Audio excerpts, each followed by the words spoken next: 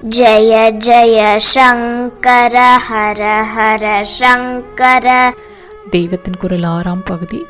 லம்போதரர். அடுத்த பேர் லம்போதரர், தொங்குகிற வயிற்றுக்காரர் என்று அர்த்தம். லம்பம் தொங்குவது, உதரம் வயிறு, அதாவது தொந்தி உள்ளவர். பிள்ளையார் என்றாலே வெள்ளைக்காரர்கள் பாட் பெல்லீட் என்று அவருடைய பானை வயிற்றைத்தான் சொல்கிறார்கள். பேழை வயிறும் என்று அகவலில் வருகிறது. கையில் பூர்ணமுள்ள மோதகத்தை வைத்திருப்பவர் தாமே பூர்ண வஸ்து என்று காட்டத்தான் பானை வயிற்றோடு இருக்கிறார். நல்ல நிறைவை காட்டுவது அது. அண்ட அண்டங்கள் அதற்குள்ளே இருப்பதால் அதுவும் அண்ட ரூபத்தில் உருண்டையாயிருக்கிறது. மோதகத்தில் தித்திப்பு பூர்ணத்தை மாவு மூடியிருக்கிறது. மோதகம் என்றால் ஆனந்தம், ஆனந்தம் தருவது. விக்னேஸ்வரரே அப்படிப்பட்ட ஒரு மோதகம்தான். ஆனந்தமாயிருப்பவர்.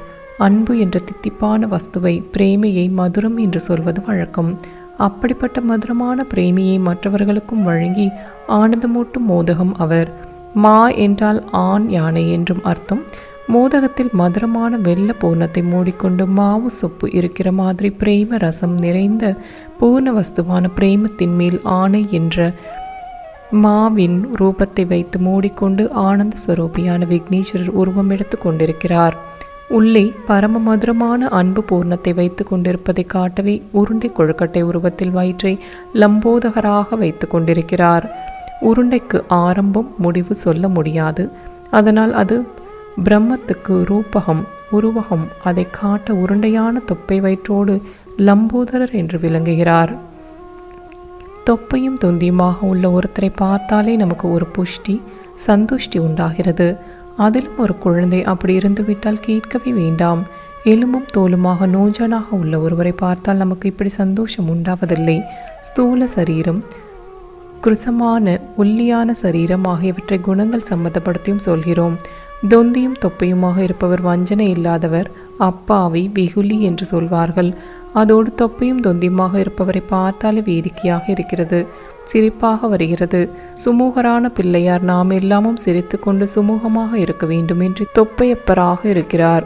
எத்தனையோ தினசு கஷ்டங்களில் மாட்டிக்கொண்டு ஜனங்கள் திண்டாடுகிறதுகளே. அவர்களுக்கு கிலாசபி சொல்லிக் கொடுத்தால் ஏறும் ஏறாதிருக்கும்.